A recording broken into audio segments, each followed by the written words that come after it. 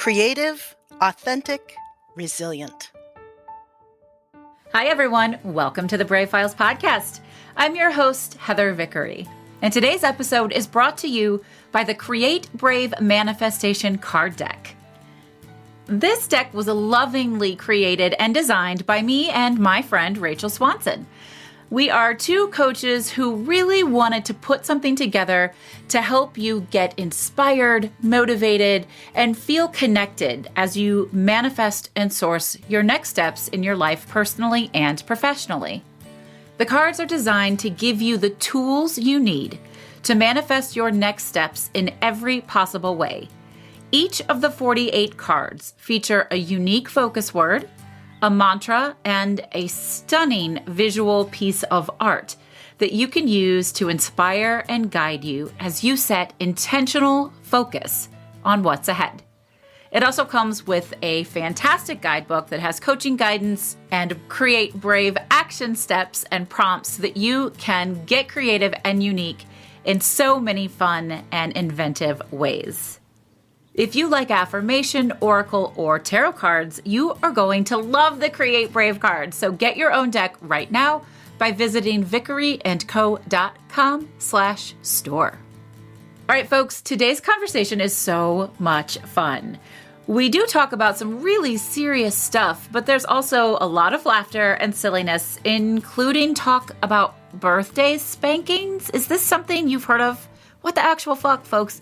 If you've heard of birthday spankings, please hit me up on Instagram at the Brave Files Podcast and let me know, because this is a weird concept to me. But today's guest, Chris Davis, is such an incredible human being. Chris was a faithful Mormon stay-at-home mother of two who left the church when her child came out as trans. And at that time, she also finally admitted to herself and to others that she was and always had been a lesbian. Although Chris has a wicked sense of humor, and this may sound like a setup for a movie, Chris is anything but acting. Finally pursuing her dreams of being a writer and living her best life, you are going to love Chris as much as I do. Let's meet her right now. This is Heather Vickery, and you're listening to The Brave Files, stories from people living courageously. When we choose bravely in big and small ways, it powerfully elevates our lives. I hope these stories connect with you and encourage you to embrace bravery in every possible way, day after day. Together, we can build a movement of courageous living that enriches both our lives and our communities. And if you enjoy the show, I ask you to please share it with others. Maybe think of someone who you want to choose bravely right alongside you. Thanks for tuning in. Now here's the show. Hey everyone, today I'm excited to bring you a friend, actually. She's become a friend of mine, which I'm super grateful for, Chris Davis. Chris was a faithful Mormon for 38 years. She even served a mission for the Church of Jesus Christ of Latter-day Saints. After being married to a man for 20 years and raising a family as a straight stay-at-home mom, Chris has come out, and in 2017, some pretty big shit happened to redefine Chris's life. She's here to share her very powerful story with us, and I would be remiss if I did not give some love and props to my wonderful friends, Mary and Shelley from the Latter-day Lesbian podcast, because I was a guest on their show, and Chris is a fan of their show, and that's how we met. And I love you, Chris, because you were like, I liked you on this show. I want to talk to you. And we became friends. And I just think you have an amazing story. And I'm so excited to have you here. Welcome to the Brave Files. Thank you. I'm so excited to be here, Heather. I would be also remiss in not saying that at the time of recording this, it's your birthday. It is. Thank you. Happy birthday to you. Happy birthday to you. Happy birthday, dear Chris. Happy birthday to you. Oh, thank you. No spankings, right?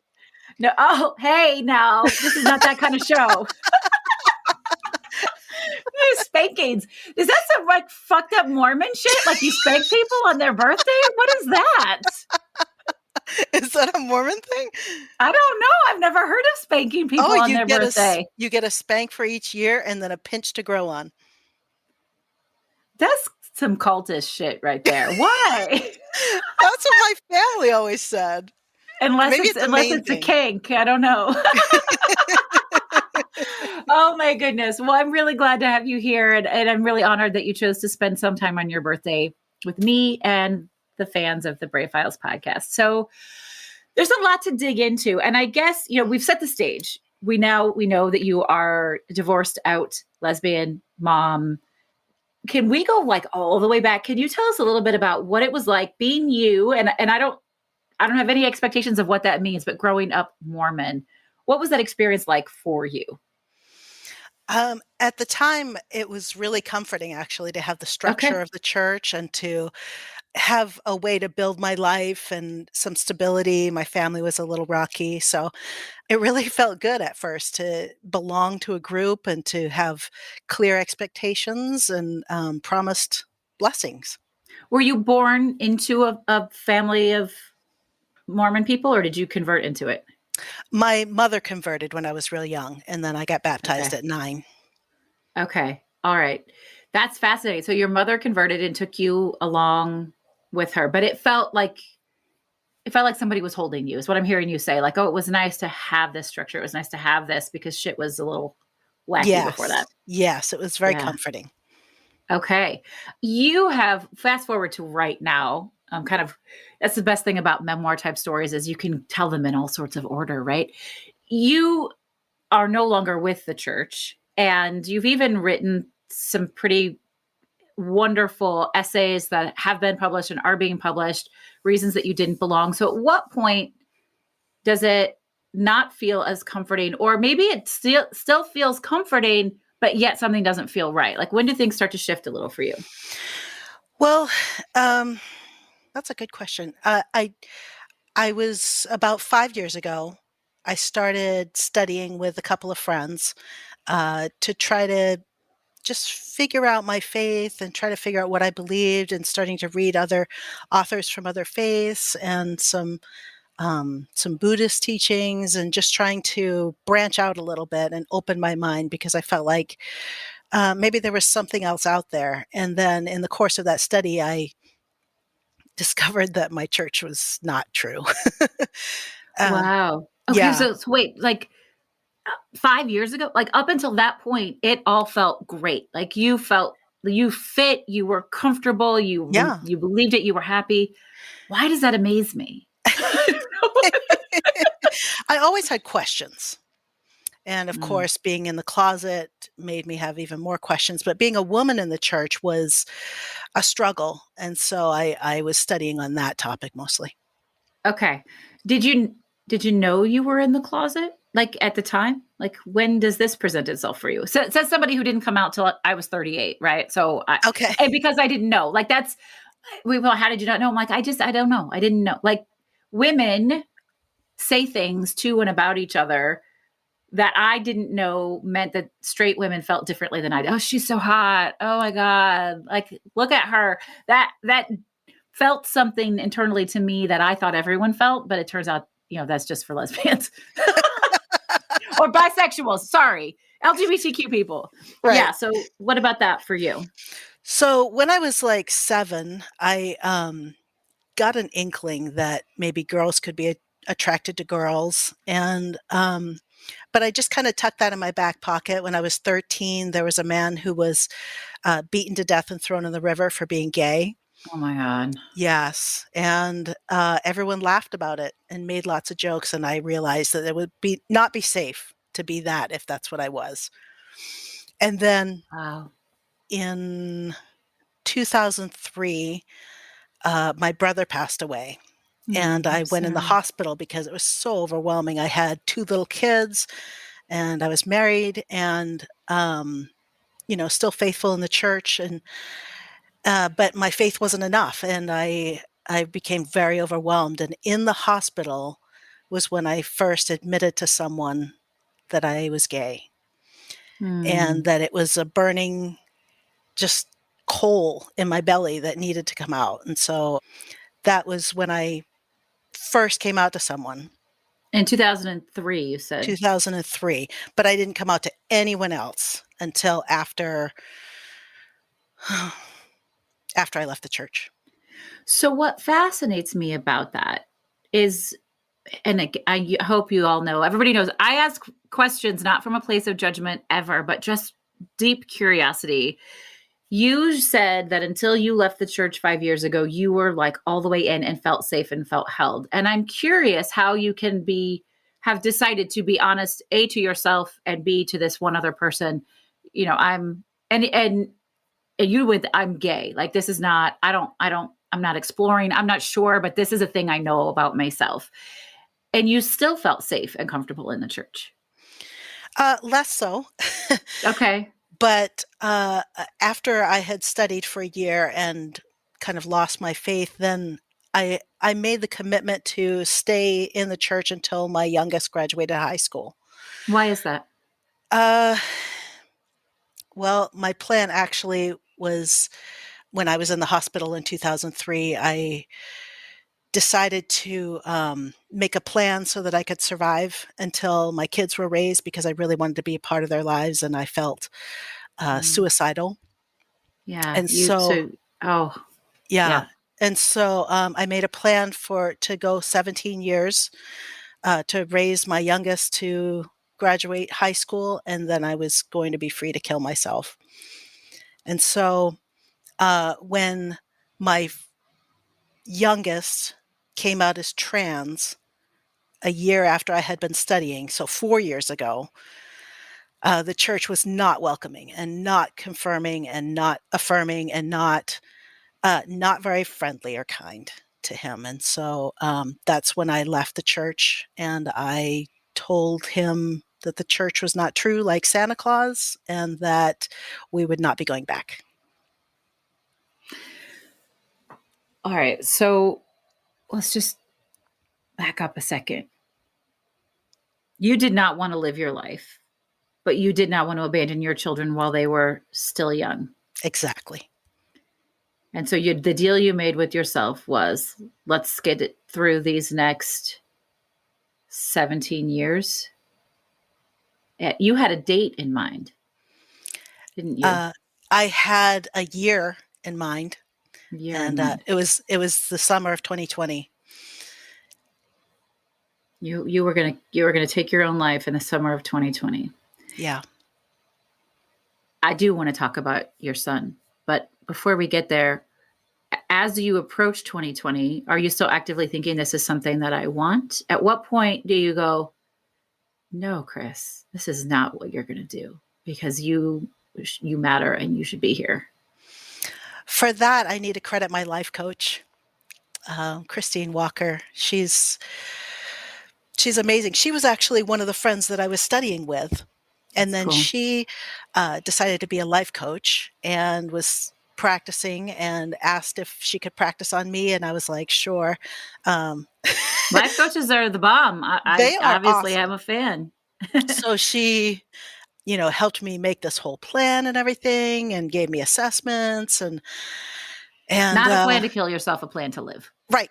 A plan to, I just want to well, be clear. here's the thing. We got all done with a plan and I was like, thank you for helping me with this, but this isn't actually my life plan. That I'm suicidal and there's an end to this. So we're not going to do all these wonderful things that we're talking about. I felt close enough to her to confide in her that I was suicidal. What And did she say? she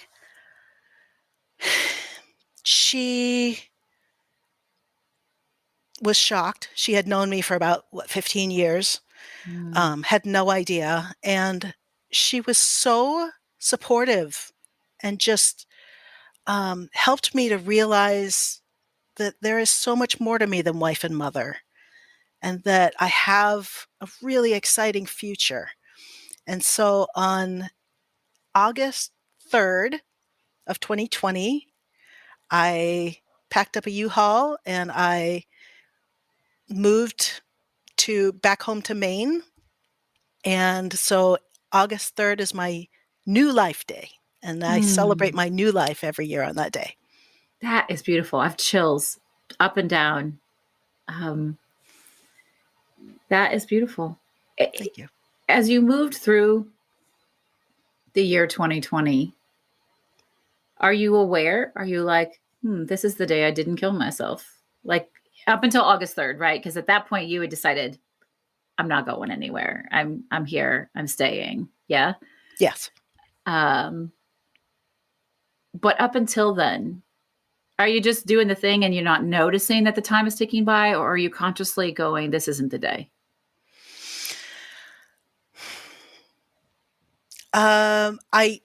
It was just a general plan. I didn't have an exact day set. Okay. All right. So let's go back to 2017. Your child comes out as trans, which had to be wildly difficult for a child who was born and raised in the Mormon community. He What a was brave child you he have. was terrified to tell me because he knew how religious I was, and it just broke my heart to know that my keeping him in the church had contributed to the difficulty of his coming out. How old was he at the time? 15. Man, that's a tough age anyway. Yeah. Yeah. How many kids do you have? 2. You just have 2. Okay. And is he your youngest? Yes. The one that you were hanging on Yes. until he could graduate. Do you know the same conversation when he came out to me as trans, I came out to him as a lesbian. Wow. And so for those 3 years, we had this secret, just the two of us. And he really helped me learn how to love myself and helped me learn how to accept who I was and love myself, not in spite of who I was, but because of who I was. We really grew very, very close. That's beautiful. And it's interesting to me. What was the motivation? It was good, wonderful that you had each other for this secret, but what was the motivation for keeping it a secret for both of you? The protection, safety, Church. fear? Yeah, my marriage would have been destroyed if I had come out to my husband at that time. And how was that different from when you did come out to him? Well, that's how I know it would have been destroyed if I had come out to him Because 3 it years destroyed earlier. it. It was just, it was already rocky, and it was a landslide after that. But obviously you made the conscious decision that destroying your marriage was what was required to survive and to live your life. Yes, I realized that in the life coaching. Okay. Is your son out now? Yes. And how's your other child receiving all of this information? My other son, he's older. He's still in the church and just returned from a mission a year ago. And he's finally grasping the idea that he has a brother. And, Right.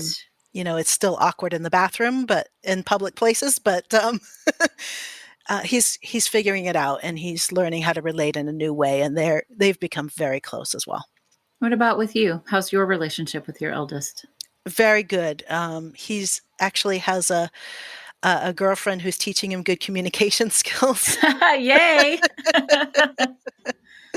So he's checking in with me. We have weekly FaceTimes, and we really are growing very close.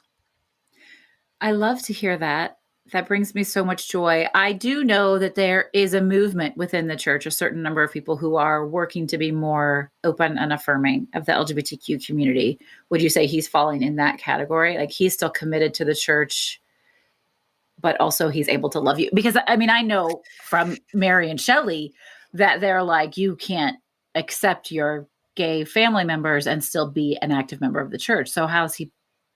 This is your story and not his, but I'm curious from your perspective how he's balancing those. I'm not sure how he's balancing those, but he seems to be accepting me just fine. I know he loves me. He knows I love him. I don't think he would ever join a Facebook group like Mormons Building Bridges, like you referred to, and that kind of thing. I think that would feel too much like rebellion. He's Because he was very raised faithful. not to be rebellious, By as me. were all by you, as were all the children in the Mormon church. Yes. Yeah. Follow along, head down, follow along. Yes. Yeah.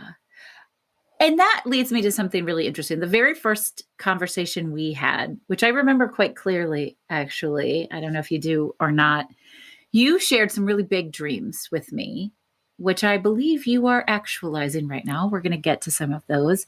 And one of the things you said to me was, I don't have any role models for having any sort of professional career. I don't know anybody who has a professional office job or does anything like that. I introduced you to some folks, and I'm not sure what's happened since then. With those people, we're starting to question, right? That's where this go. Like, you've got to get off of the path of just put your head down and do the thing and look at other options. So, what led you to recognizing that you wanted that, and what have you done with it since then? Well, I did meet quite a few people that you introduced me to, and it was fascinating, and they were all very happy to help me. One of them, Jen Grace, is going to help me Love publish Jen my book, Grace. my memoir. Yay! Yay! Hi, Jen. um, it was, I realized that one of the things I needed to do was go back to school. Okay. So I'm working on my undergraduate right now. I started in business and discovered that that was not my path. It was a little bit morally ambiguous for me. I like that term, morally ambiguous. Yes. These people are fucking liars. No, I'm kidding. Sorry. Well, you skew your numbers to tell your Sure. story, and you can Sure. certainly Yeah. negotiation and that kind of thing. It was just not where my strengths lie, and so I'm an English major again, which is where I started many, many years ago. And So what do you want to do? You're writing your writing, memoir. You writing. are writing. Yeah. You also told me you love books, right? You love Oh writing, you love yeah. being around books. You had this sort of what I think felt like a far-fetched desire to work at a local bookstore. Oh yeah. And I did. you did. I did it. Yeah. You did that. I did. I worked at the bookstore. It's called Bull Moose. It was a lot of fun. I met a lot of nice people, and I still go back there as a customer now. What I love about that, as you know, that felt like a big dream or goal for you in that moment. And I know some people hear and are like, that doesn't feel like that big of a leap to me, because we all show up in different spaces and times to wherever we are. But what is so inspiring about that for me with you is you had a very clearly defined thing that you wanted that felt far off, and you just showed up and did the thing. I did. I remember you sent me a text message and you said, I got a job at that bookstore. Oh yeah? Yeah. That's awesome.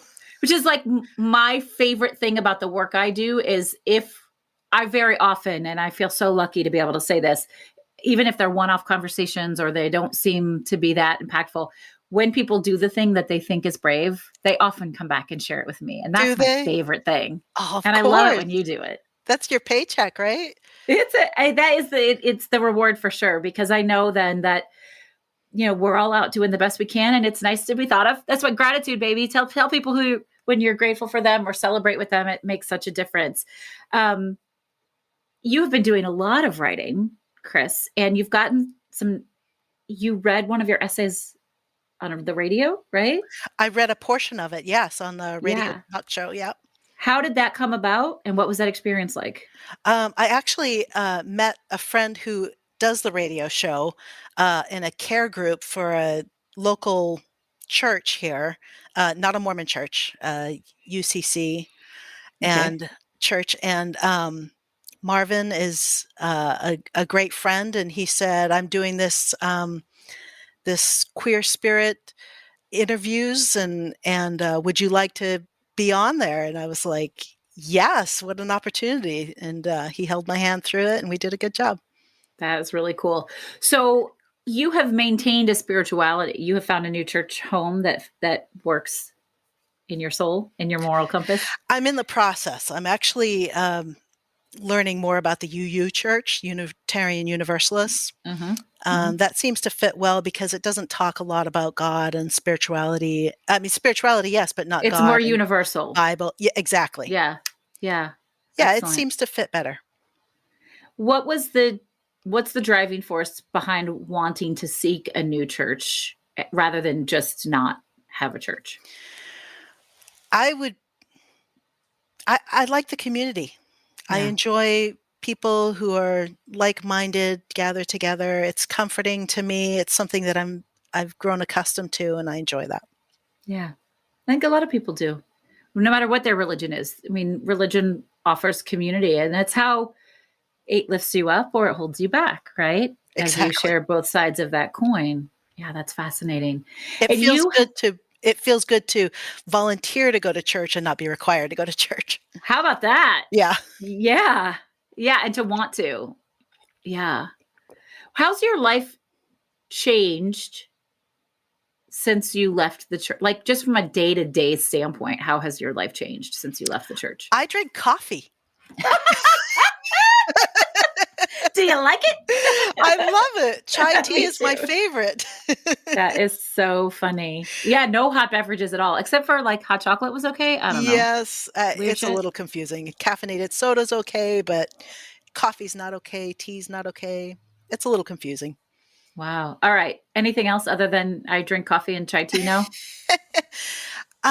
Add for everything. Everything is different. My whole mindset. I get up and decide what I'm going to do and what I believe and how I feel, and I don't look to somebody else to tell me those things.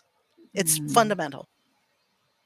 Is that difficult to learn to do? To learn Yes. to identify what you want for yourself and then take action on it? It was terrifying. It was really scary. For a couple of years, I had a hard time trusting myself and learning how to recognize what I want. Mm.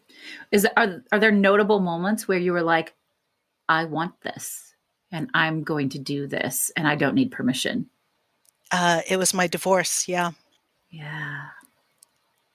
I went to uh, a hotel to spend 3 days by myself and just write and journal and read and think and meditate. And I came out of that with the idea that I just kept writing, I want. And then it was, I want to be. And I didn't know the end of the sentence until the end of that trip. And it was, I want to be alone. Mm. Wow. It was a powerful moment, a spiritual moment. And I felt like that is my genuine, deepest desire right now, is to be alone. How quickly from that moment did you take action on that desire? Years, couple years. I've been there, done that, friend. I know that feeling. Mm-hmm. Because even when it's right, it doesn't make it easy. And these things are hard. Yeah. There's a lot to unravel. Yeah, I feel that. Since fast forward to a couple of years later when you do come out and you do start to take this action, because that's also, you didn't leave the church until you came out to your husband and decided to come out, right? I left the church when Rune came out. And Rune is your youngest child. My son, yes, my youngest son. How did the rest of the family take that news, leaving the church with your child? It was really very hard on my husband and my older son. They didn't really understand. In the church, it's you make commitments for eternity, and so to end those commitments, to break those covenants, is of eternal consequence. And so it was very deep, deep betrayal to them. Mm. Even though I finally felt free and I finally didn't believe it anymore and I finally felt like I was autonomous, it was very difficult for them. It was difficult for my mother as well. I'll bet. But you were a mother, and this is what you needed to do to protect your child and yourself. We can Exactly. do amazing things when we tap into that, can't we? Yeah, it's Yeah, true. I I didn't love actually that. come out to my husband and to my parents until and the world until January of 2020. So that's not too long ago. And what happened then? And then I waited until August to move. And then in about November, December, I met the love of my life. Oh, yay. That's amazing. Thank Congratulations. you. Thank you very much. You, She's amazing. She's wonderful. I have no doubt. You are amazing and wonderful. She's a lucky girl. Thank you. So, how's your relationship with your parents?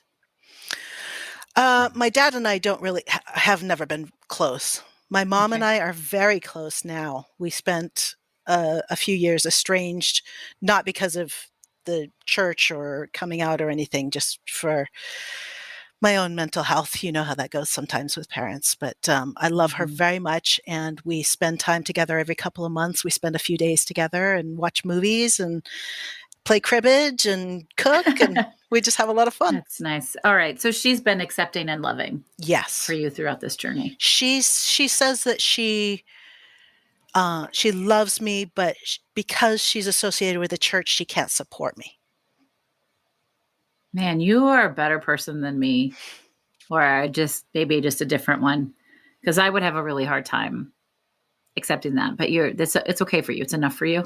It's okay for me because I understand the bind she's in with the church. Sure. Yeah. What a loving, patient person you are, as long as you're advocating for yourself and you're protecting yourself to be able, I mean, I think it's a real gift to be able to accept people for the very best that they can do, even if it's not really enough. Yeah. Yeah, I just accept her for, what she can do and where she is, and we just meet there, and Mm. we don't talk a lot about it, but it's she sees me that I'm still me. Yeah.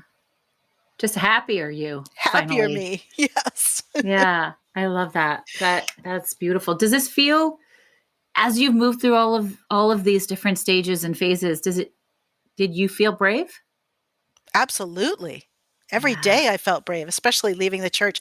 On the day I left the church, I was in the bishop's office with my youngest and with my husband, and we were talking about, the situation and what the church could do for him, and he wanted to stay, my son, but it just wasn't going to work out. And so I I actually called the bishop a prick. Look at you. I bet that didn't go over very well, but you It felt didn't. great. It didn't, but I in that moment, I claimed myself. I claimed Yes. my territory. I protected my child, and I stood up for myself because, you know, he didn't even know that I was in the LGBTQ community at the time, and so I Right. felt like I was staking my claim. Good for you. Yeah. What's been the biggest struggle since August of 2020 for you? Uh, I was gonna it's money. That's okay. Money was difficult. The finances were, a little complicated. Well, you Uh, didn't work, I was right? a You hadn't stay-at-home had a mom. job. I You'd didn't never had a job. I had never had a real career job, no, Yeah. and so I just lived out of a savings account for a year. Wow. That And was yet most y- difficult. you've done that though. And that's Yeah, not the issue now, it's not the issue right? now. No, no, Good for you. thank you. What's been the best unexpected surprise?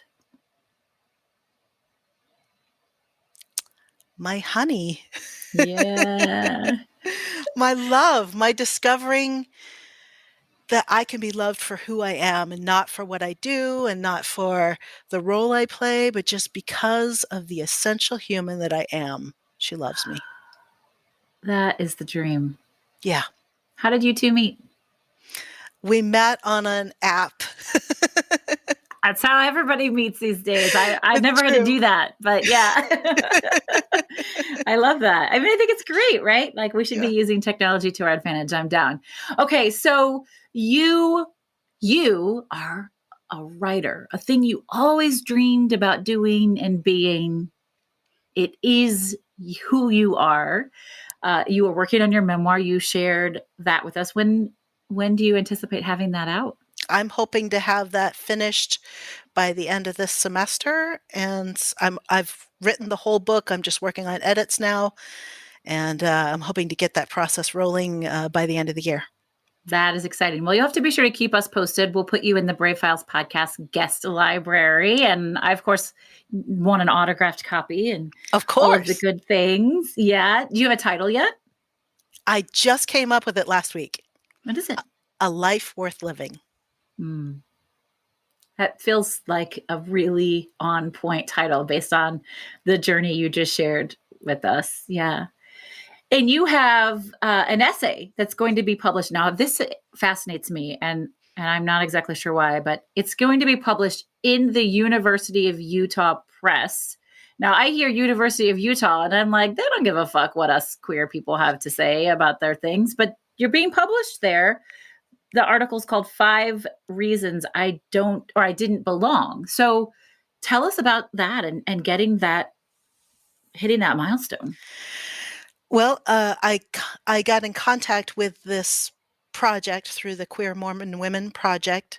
There's actually an organization of That's amazing. queer Mormon women, and they were looking for essays, and I had just written an essay for school, and it was on the same subject, and I rewrote it as a narrative essay and submitted it, and they accepted it. It's being published by the University of Utah Press. Little interesting note that the people in Utah know, but that other people might not know, is that the University of Utah is known for being anti-Mormon. Oh, that's amazing. Right. Yeah. Okay. That makes a lot of sense because I was like, all the Utah stuff, I was in Utah for a conference a couple of years ago, and it was a great conference. I had an amazing time. But I definitely didn't feel safe in Salt Lake City. No. Salt Lake is even the safest place you could be in the whole state. That's probably true, but it's still like, I'm like, nope, let me get my ass back to Chicago. Yep.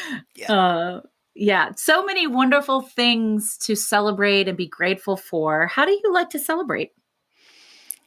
My favorite thing to do to celebrate, first of all, I go in the mirror and do some fist pumps and pat myself on the back and, give myself finger guns and stuff like that. I love that so much. But I love it. I get in my car and I drive to the car wash.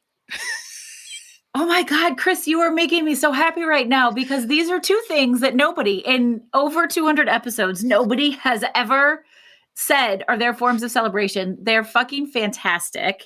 You go to the car wash. Why? What does it do for you? It feels new and clean and exciting. And it's just, I sit in the car and it just progresses through the wash and I come out and I'm squeaky clean. And it's such a, there's thundering noises and I just turn off the music and I just listen to it and experience it for that 30 seconds, however long it lasts. And I feel great afterwards. I love that. I love it. It's such a beautiful analogy. Like you found this sort of metaphysical experience and found a way to physically experience it. And I am so in love with the idea that you go to the mirror and you love on yourself. Because did you love on yourself before? Was that a thing you did? No, I never did. It's new. It's new celebration and I am a big fan. That is amazing. I am so grateful that you shared that with us. I hope the listeners do that. I mean, the car wash thing is brilliant. I have a kid who loves the car wash. Maybe she gets that experience and I don't even know it. She just fucking loves the car wash. But the mirror thing, right? That's a self-love. That's a self-compassion. And being able to celebrate with ourselves in that way, it's a motivation train, right? It opens up the door to so many things. That is beautiful. I am so happy right now. I am so happy right now. This is now my tied for the top answers to that question. Your tied answer is our mutual friend, Jen Grace. Do you remember what she said? Did you hear her interview? No, I don't remember. On the Brave Files? Jen puts on Disney princess music and dances around the house with her cat. Now, if you know Jen, she is not girly. She is not super feminine. She's also queer. And the idea of her turning on Disney princess music and dancing around the house with her cat just brings me so much joy. And this is how I feel about you in the car wash. And now whenever I'm in the car wash, I'm going to celebrate you. I'm going to be like, I'm just sending all of this energy, celebration, and love energy over to Chris because it's car wash power. That's so good. It's so good. Chris, what is your favorite charitable organization to support? My favorite charity is the Mama Dragons.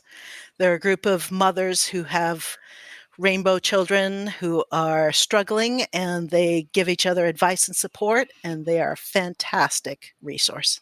Awesome. Thank you for sharing them with us. They'll be our charity of the week. And as I always ask you all, go and learn about them, like, share, support, give time, money, whatever it is that you can, because it's on us, folks. It's on us to band together as a global community of people and help one another rise up.